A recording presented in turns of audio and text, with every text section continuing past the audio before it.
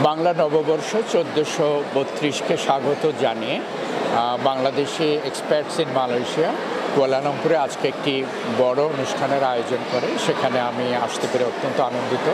আমার খুব ভালো লাগছে যে তাদের আয়োজনে সাড়া দিয়ে বিপুল সংখ্যক প্রবাসী বাংলাদেশি সপরিবারে এখানে এসেছেন এবং তারা বৈশাখের উৎসবে অংশগ্রহণ করছেন এবং এই উৎসবের মধ্য দিয়ে উদ্যোক্তারা বাংলাদেশের সংস্কৃতি, ইতিহাস, ঐতিহ্য, বিশেষ করে বাংলা সনের সাথে প্রবাসীদের সম্পৃক্ত রাখছেন। এজন্য বিশেষ করে আমি তাদেরকে ধন্যবাদ জানাই, অভিনন্দন জানাই।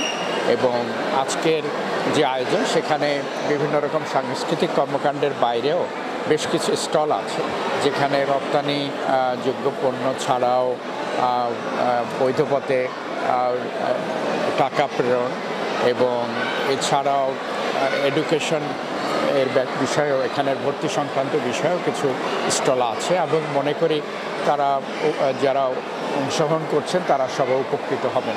এবং আবার খুব ভালো লাগছে যে শান্তিপূর্ণভাবে অনুষ্ঠান পরিচালিত হচ্ছে এবং যে উৎসবের আমেজ আমি লক্ষ্য করি, তার মধ্যে দিয়ে একটি বার্তা বিদেশিদের কাছেও যাবে যে বাংলাদেশিরা শুধু এখানে খুব পেশাগতভাবে ব্যস্ত না, তারা একই সাথে নিজেদের ইতিহাস, ঐতিহ্য তুলে ধরার ক্ষেত্রেও তারা যত্নবান। এবং এরকম একটি ইতিবাচক বার্তা যদি স্বাগতিক দেশে যায়, আমি সেটি মনে করি আমাদের যে একটি বড় কমিউনিটি আছে তার ভাবমূর্তি উজ্জ্বলতর করার ক্ষেত্রে এটি একটি ভূমিকা রাখবে। এখানে আজকে এই আয়োজনের মধ্যে আরেকটি বিষয় ছিল, যারা বিভিন্ন ক্ষেত্রে অবদান রেখেছেন, সফলতার স্বাক্ষর রেখেছেন, তাদেরকেও তারা সম্মানিত করেছেন, পুরস্কৃত করেছেন। আমি তাদের এই উদ্যোগকেও অভিনন্দন জানাই।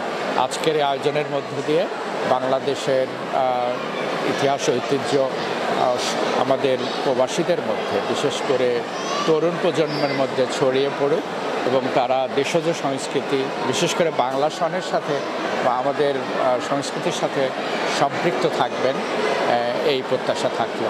আমি অভিনন্দন জানাচ্ছি সমস্ত পিতামাতাদের, অভিভাবকদের, যারা আজকের বৈশাখের অনুষ্ঠানে তাদের পরিবারের সদস্যদের, বিশেষ করে সন্তানদের নিয়ে এসেছেন।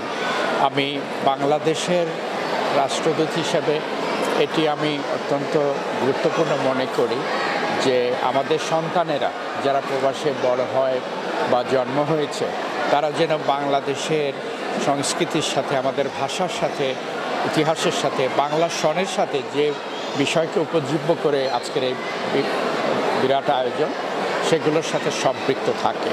এটি একটি ভালো উদ্যোগ এবং আমি মনে করি বাংলাদেশ এক্সপার্টস ইন মালয়েশিয়ার মতো অন্যান্য যারা কমিউনিটি অর্গানাইজেশন আছেন, তারাও এ ধরনের ইতিবাচক কর্মকাণ্ডে এগিয়ে আসবেন এবং দূতাবাসের পক্ষ থেকে আমাদের সার্বিক সহযোগিতা থাকবে।